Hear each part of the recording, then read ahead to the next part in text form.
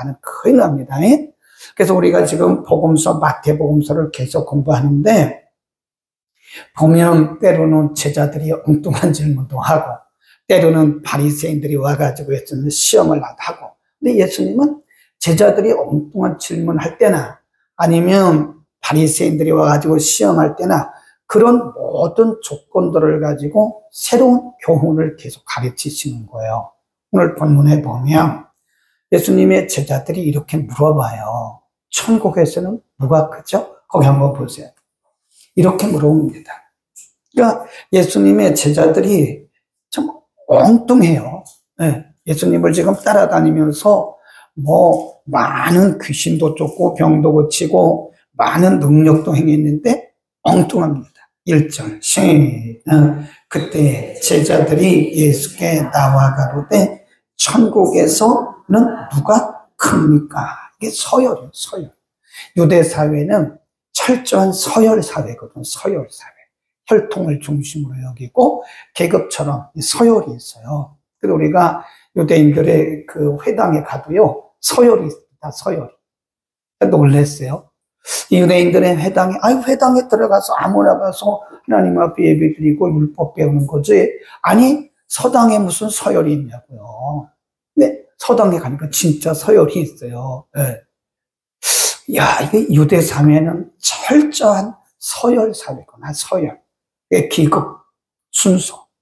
철저한 서열이 있어요. 그러니까 지금 제자들은 예수님을 따라다니면서도 지금 예수님의 의도가 뭔지 몰라요. 어쩌면 이게 우리 모습일 수 있다니까요. 어쩌면 이게 우리 모습일 수 있어요. 귀신 쫓는 게 중요한 게 아니에요. 이 제자들이 10장에 보면 귀신 쫓는 능력을 받았죠? 병 고치는 능력을 받았죠? 다 받았잖아요. 가서 귀신 쫓았어요, 예수 이름. 그게 중요한 게 아니라니까요. 예수님의 관점이 무엇인지를 지금 이들은 파악을 못하고 있는 거예요. 네. 여전히 예수님을 따라다니면서도 이들은 유대인의 그 관점에서 서열을 따지고 있는 거예요. 제자들이 지금 물어본 게 진심이에요, 진심. 우리가 이렇게 예수님을 따라다니는데 이 천국에는 누가 크죠? 이 서열입니다, 서열. 이 계급사예요. 근데 그때 예수님께서 잘못된 제자들의 이 관점을 이렇게 추정하십니다. 거기 보세요. 2절. 시작. 예수께서 한 어린아이를 불러 저희 가운데 세우시고 가라사대 진실로 너희에게 이르노니 너희가 돌이켜 어린아이들과 같이 되지 아니하면 결단코 천국에 들어가지 못하니라. 그러므로 누구든지 이 어린아이와 같이 자기를 낮추는 그이가 천국에서 크다. 제자들이 묻기를 뭘 물어봤죠? 서열을 물어봐요. 서열. 천국에서도 서열이 있습니까? 왜냐하면 이 사람들은, 이 제자들은 대부분 유대 사회에서 살았어요. 유대적 관점, 유대적 관습, 유대적 혈통이 흐르는 그들 속에 살았기 때문에 제자들의 피 속에 서열 개념이 있는 거예요. 서열 개념. 그러니까 예수님에게 천국에서 누가 크죠? 예수님이 그들을 책망하지 않으시고 어린아이 하나를 놓고 이 어린아이 같이 섬기는 자가 천국에서는 크다. 그들의 이 관점을 이렇게 수정해 두신 거예요. 어린아이의 특징이 뭐죠? 네, 어린아이들은 순전하죠, 순전. 어린아이들은 꾸밈이 없습니다. 네, 원래 어린아이들은요, 굉장히 자기 부모 의존적이에요, 의존적. 부모가 없으면 못 살죠. 요즘 아이들은 너무 옛날하고 다르죠. 근데 옛날 어린아이들은 순전해요. 순전하고, 그리고 부모 의존적이고, 그렇습니다. 순수하고, 겸손합니다. 여기서 어린아이란 말은 이제 예수님이 진짜 어린아이를 놓고 말씀하셨어요. 시청각 교육을 하셨어요. 근데 그 당시 어린아이들은요, 사람 수에 안 셌다니까요. 우리가 베세다 광야에서 성경에 뭐라 그랬냐면, 여자와 어린아이 외에 5,000명이라고 그랬어요. 여성들은 사람의 수를 셀 때 안 들어가요. 10,000명이 모여도 사람이라고 말을 하지 않아요. 남자 수만 세는 겁니다. 아이들도, 그 당시 유대 사회는 아이들도 사람 수에 안 들어가요. 그러니까 어린아이들은 그 서열 사회에 있어서 가장 아래입니다. 아래. 아이들이 무슨 뭐 권위가 있습니까? 아이들이 무슨 체면을 따집니까? 그런 거 없잖아요, 아이들은요. 그냥 의존적이고 순전하잖아요. 그러니까 예수님이 이 서열을 묻는 천국에서, 그러니까 제자들은 천국에도 서열이 있다고 생각하는 거예요. 근데 가끔 어떤 분들이 환상을 보고 천국 갔다 왔다 그러면서 막 집이 있대잖아요, 집. 근데 어떤 사람의 집은 크고 어떤 사람의 집은 작고 막 그랬대잖아요. 그러니까 거기 보니까 막 순서가 있어가지고 어떤 사람은 저거 왔다 이렇게 얘기를 해요. 천국에는 서열이 없다니까요. 그래서 누가 천국에 들어가냐, 누가 천국에서 크냐, 어린아이 같이 낮아지는 자가 천국에서는 하나님 앞에 인정받는 거예요. 아멘. 저는 이렇게 생각해요. 영성훈련 하잖아요. 우리가 영성훈련. 그러니까 가끔 보면 영성훈련 하는 데가 보면요, 막 이상한 거예요. 예언 훈련하고 막 방언 훈련하고. 그게 무슨 영성훈련, 그게 무슨 영성훈련입니까? 저는 이렇게 생각합니다. 마태복음 10장 그리고 16장에 보면 예수님께서 제자들에게 뭐라고 말씀하시냐면, 누구든지 나를 따라오려거든 뭐라고 그랬죠? 자기를 부인하고. 이 자기 부인하는 게 영성훈련이에요. 네. 우리가 방언을 아무리 해도, 환상을 아무리 봐도 내가 부인되지 않으면, 내가 죽지 않으면요, 그 영성이라고 볼 수가 없습니다. 성경이 말씀하는 영성은 자기 부인하는, 나를 부인하는 훈련. 우리가 얼마나 내가 살아있습니까? 이렇게 보면, 저도 마찬가지예요. 저도, 내가 이제 목사 되어 가나. 어떤 때 보면 목사의 영성이 아니에요. 어떤 분들은 착각을 하더라고요. 자기가 목사 안수 받으면 그때부터 목사인 줄 알아요. 아니에요. 목사가 되어가는 이제 시작점이지. 어떤 사람들은 자기가요, 딱 장로 안수 받으면 뭐가 된 줄 알아. 몰라도 뭐 너무 모르는 거예요. 그때부터 장로가 되어가는 거예요. 그때부터. 권사 임직을 하면, 권사 임명을 받으면 내가 그때부터 권사다 생각하고 막 그러는데, 그게 아니라니까요. 그날부터 권사가 되어 가는 거예요. 권사가. 그러니까 우리가 진짜 제자 훈련이라는 것은 성경 구절, 몇 구절 외우고, 그게 무슨 제자 훈련입니까? 이렇게 보면 성경 구절 달달달달 외우는데 보니까 막 혈기 내고요. 자기가 펄펄 살아있어요. 안 죽었어요. 네, 자아가 살아가지고 막 펄펄 뛴다고요. 그게 영성훈련입니까? 응? 아니라니까요. 그러니까 예수님께서 진정한 제자의 영성이 뭐냐? 자기를 부인하는, 그러니까 이게요, 자기 부인이 자기를 낮추는 거예요. 자기를 낮추는 거. 예수님이 여러 번 말씀하셨어요. 너희가 어느 잔치집에 초청을 받아 가거든. 어디 앉으라고 그래요? 매일 말석에 앉으라, 말석에. 네? 혹시 나중에 그렇지 않으면 맨 위에 앉았는데 진짜 주인이 와가지고 그리 내려가라 하면 얼마나 망신이냐? 그러니까 아예 처음부터 맨 말석에, 유대인들은 서열 사회라고 그랬잖아요. 서열이 있다니까요. 근데 맨 아래 앉으라는 거예요. 아멘. 우리는 낮아지는, 그러니까 어린아이 같이 자기를 낮추는 그이가 천국의 걸 닮아갔으면 좋겠어요. 그 예수님의 영성이 뭐죠? 어린아이의 영성입니다. 다시 보세요. 4절. 시는 그러므로 누구든지 이 어린아이와 같이 자기를 낮추는 그이가 천국에서 큰 자니라. 내가 죽어야 자기를 낮추고 또 겸손하고. 그게 진짜 예수님의 영성이고, 그분들이 진짜 천국 들어가서 환영받는 거예요. 이 땅에서 우리 너무 그렇게 잘난 척하고 너무 높은 척하고 그러지 말자고요. 잘못하면 천국에 가서 혼날 수 있어. 그 다음에 그렇게 예수님께서 시청각 교육을 하신 다음에 이렇게 말씀하세요. 5절 시작. 또 누구든지 내 이름으로 이런 어린아이 하나를 영접하면 곧 나를 영접함이니 누구든지 나를 믿는 이 소자 중 하나를 실족케 하면 차라리 연자 맷돌을 그 목에 달리우고 깊은 바다에 빠뜨리는 것이 나으니라. 여기 보면 어린아이, 소자 같은 거예요. 그러니까 예수님께서 어린아이에 대해서 시청각 교육을 하시다가 그 다음에 말씀하신 것이 소자로 이렇게 이제 말씀이 조금 이제 앞으로 진보되어 가는 거예요.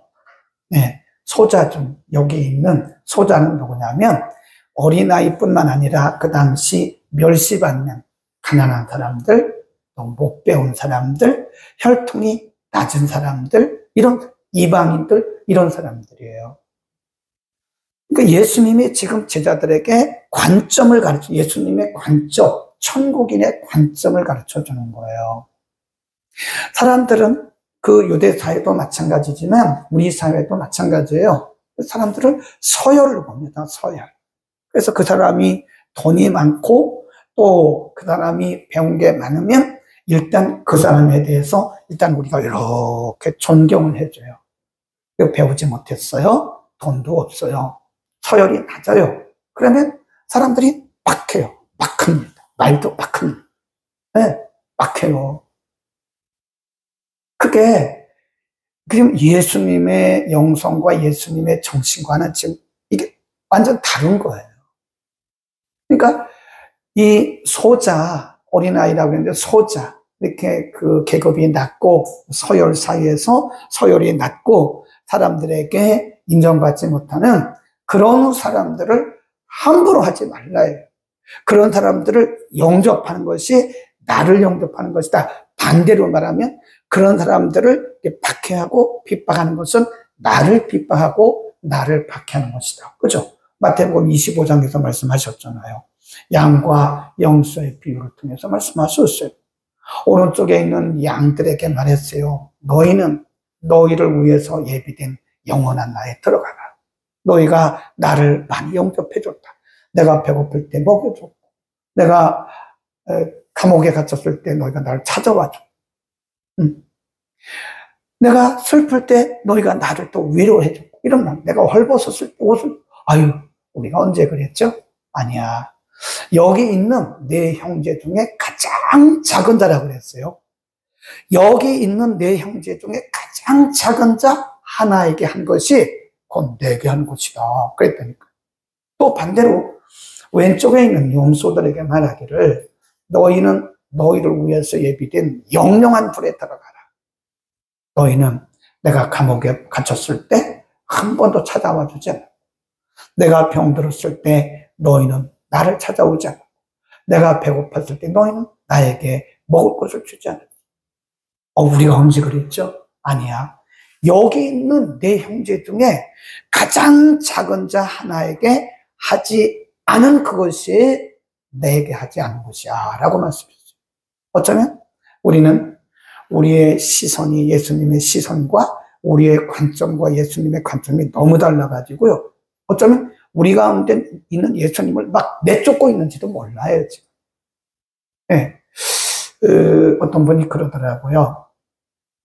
자기는 은퇴를 하고 큰 교회를 갔대, 큰 교회를. 큰 교회를 가서, 큰 교회 가면 정말 배울 게 많을 것 같고, 은혜가 있을 것 같아요. 목사님도 훌륭하고. 근데 딱 가서 한 3개월쯤 보니까요, 자기가 뚫고 들어갈 자리가 없는 거예요. 성도들이 그룹을 형성해가지고 못 들어가요, 못 들어가. 그 사이에 못 들어가는 거예요. 자기들끼리 은혜 받고, 자기들끼리 기도하고, 자기들끼리 밥 먹으러 가고, 자기들끼리 뭐, 으쌰으쌰 하는 거예요. 그래서 자기가 좀 들어가려고 못 들어가는 거예요. 그래서 제가 구역을 흩으라는 거예요. 같은 구역들이 계속 있으면 새로운 성도가 그 구역에 못 들어갑니다. 새로운 성도가 우리 교회에 왔을 때 어느 구역이든지 들어가서 좀 이렇게 적응을 해야 되는데 너무 이게 아성이 높아요. 그분이 놀랬대잖아요. 이게 큰 교회는 더 무서웠구나.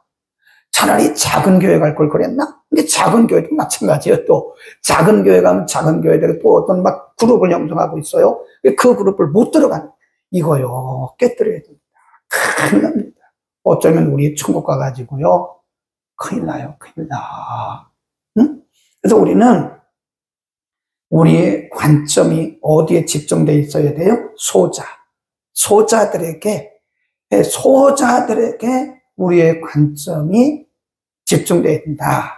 그러다 말씀하시다가 또 뭐라고 말씀하셨나? 이게 계속 이어지는 겁니다. 7절. 네, 7절. 시작. 실족해 하는 일들이 없을 있나요? 세상에 화가 있도다. 실족해 하는 일이 없을 수는 없으나 실족해 하는 그 사람에게는 화가 있도다. 이 실족을 누구 실족이냐 하면 소자. 이게 지금 다 연결되는 겁니다. 이 말씀이 따로따로가 아니에요. 소자.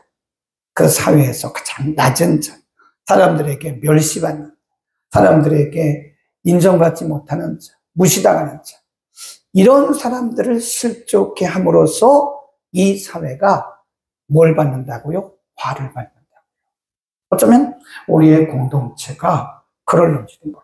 그게 안 보입니다. 낮아지라는 거예요. 낮아지래. 이게 낮아지지 않으면 그분들의 소자의 마음을 우리가 읽을 수도 없고 소자를 예수님처럼 대할 수가 없는 거예요. 우리 잘합시다. 그러면 또 이렇게 말씀합니다. 만일 너희가 그렇게 할 수 없거든. 그 말씀. 네. 8절. 내가 만일 내 손이나 내 발이 너를 범죄케 하거든 찍어내버리라. 불고자나 절뚝발이로 영생에 들어가는 것이 두 손과 두 발을 가지고 영원한 불에 던지는 것이 낫다. 눈이 그러면 눈을 빼버려라. 그랬습니다. 그러면서 10절. 삼가 이 소자 중에 하나도 업신여기지 말라. 너희에게 말하노니 저희 천사들이 하늘에 계신 내 아버지의 얼굴을 항상 배우느니라. 그건 무슨 얘기일까요? 소자들을 우리가 업신여기면 그 소자들의 천사들이 하나님 앞에 다 직구한다는 거예요. 다 읽는다는 거예요. 보고한다는 거예요. 우리가 그렇게 하는 일들에 대해서 하나님께 그 천사들이 다 보고한다는 겁니다. 아니니라. 그러면서 양의 비유를 말씀하셨어요. 양 100마리가 있는데 한 마리를 잊어버리면 99을 두고 가서 찾지 않겠느냐. 네, 그런 말씀하셨고요. 그 다음에 이제 쭉 내려가서 이제 주제가 조금 바뀌었어요. 두 번째 주제입니다. 두 번째 주제. 15절 시작. 내 형제가 죄를 범하거든 가서 너와 그 사람과만 상대하여 공고하라. 만일 들으면 내가 내 형제를 얻을 것이요. 만일 듣지 아니하면 그 사람을 한두 사람을 데리고 가서 두세 증인의 입으로 말마다 동참케 하라. 만일 그들의 말도 듣지 않거든 교회에 말하고 교회의 말도 듣지 않거든 이방인과 세례와 같이 여기라. 여기도 사실 전혀 무관한 말씀 아닙니다. 성경은 계속 스토리가 이어가는 거예요. 딱딱딱 떨어진 게 아니라 스토리가 이어져 가는 거예요. 소자에 대한 말씀을 하다가 자 그러면 이제 공동체로 왔어요. 공동체. 이 공동체로 돌아와서 우리의 공동체 중에 어떤 분이 실수를 했어요. 범죄했어요. 그 죄가 윤리적인 죄인지 도덕적인 죄인지 신앙적인 죄인지 모르죠. 근데 어쨌든 한 사람이 범죄했어요. 그러면 우리 공동체는 뭐라 그러죠? 죄졌대. 저 사람 죄인이야. 가까이 하지 마라. 실망했어. 저 집사님 실망. 뭐 이런다. 수건. 이거는요, 그리스도의 공동체가 아닙니다. 그리스도의 공동체가 아니에요. 우리 공동체가 그렇다니까요. 누가 실수 하나 해보세요. 잘하다가 10개 중에 9개를 잘하다가 하나 실수하잖아요. 그러면 완전히 그 사람을 막 여러분 수군거리는 게 그게 성령의 역사가 아닙니다. 여기서 수군, 저기서 수군. 그렇게 하지 말라는 거예요. 어떻게 하라고 그러죠? 어떤 사람이 실수했어요? 범죄했어요. 그러면 조용히 조용히 가서 그 사람과만 얘기하라는 거예요. 그 사람과. 이 말은 그 사람의 인격을 보호하라는 겁니다. 그 사람의 신앙을 보호하라는 거예요. 예를 들어서 어떤 사람이 범죄인데 이걸 막 다 까발려 버렸어. 그럼 그 사람이 다시 기회가 없어지잖아요. 그러지 말라는 거예요. 혹시 어떤 형제가 잘못한 것을 보면 아무에게도 말하지 말고, 아무 소리도 하지 말고 조용히 그 사람과만 가서 얘기해라. 그래서 그 사람에게 조용조용히 인격을 보호하면서 얘기했는데 그 사람이 들어요. 그럼 한 영혼을 얻은 거예요.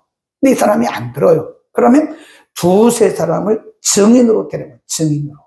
증인으로 들어가서 얘기하라고요. 말마다 다. 예. 근데 그 사람이 들으면 한 영혼을 얻은 것이고요. 하나님이 원하신 것은 정죄가 아니에요. 하나님이 원하신 것은 영혼을 살리는 게 목적입니다. 근데 우리 공동체는 뭐죠? 막 정죄합니다. 이제 대차로 실망했어, 실망은 당신에게도 실망했어요. 다 우리 서로 실망하고 사는 거 아닙니까? 우리 다 실망하는 거죠. 네? 장로님에게도 실망하고 권사님에게도 실망합니다. 말을 안 해서 그렇지 서로 다 실망하고 살아가는 거예요. 저한테도 실망하고 실망하는 거예요. 근데 그 말을 막 사람들에게 공개하지 말라는 거예요. 두세 사람이 데리고 와서 얘기를 했는데 들었어요. 그러면 한 영혼을 살리거라. 근데 안 들어. 그러면 교회 얘기하는 거예요. 오늘 광고 시간에 얘기하는 거. 어느 집사님이 이런 죄를 졌습니다. 우리는 교회 정관 그리고 대한예수교 장로의 헌법에 의해서 우리는 이분에게 이런 경고를 합니다. 권징을 합니다. 우리 헌법에 보면 권징 조례가 있어요. 분명히 교회법에도 권징하게 되어 있습니다. 그게 권징해야 돼요. 근데 이분들이 권징하면 어디로 가죠? 옆교회로 가요, 옆교회. 그러면 그 교회에서 박수를 치면서 하나님이 좋은 일꾼 보내주셨다고. 좋은 일꾼 보내주신 거예요. 권징받은 사람인데. 그렇다니까요, 우리 한국교회가. 그래서 교회에 말하라게. 그래서 들으면 다행인데 안 들으면 아예 네 번째 단계는 뭐라는 거예요? 출교시켜요. 그 말은 그 사람의 영혼을 그냥 던져버려라. 그게 아니에요. 그게 아니고 다시 시작하라. 우리가 교회 밖에 새로운 신자들을 다시 전도하는 것처럼 그 영혼을 불쌍히 여기고 그 사람을 위해서 다시 시작하라. 그 얘기지. 그게 그 사람을 내쫓아서 그 사람을 그냥 버려라. 그런 뜻이 아니에요. 하나님의 마음은 뭐죠? 그렇게 해서라도 그 영혼을 하나님께 오라고 하는 이게 하나님의 마음입니다. 아멘. 재밌죠? 네. 끝날 시간이 됐어요. 빨리 가셔서 기도 한 10번만 하시고, 오늘 온양감리교회가 우리 교회 목사님이 오늘 설교하시더라고요. 그 다니엘 기도회. 참 좋아요. 가서 또 여기까지 하고 다음 주에 또 합시다.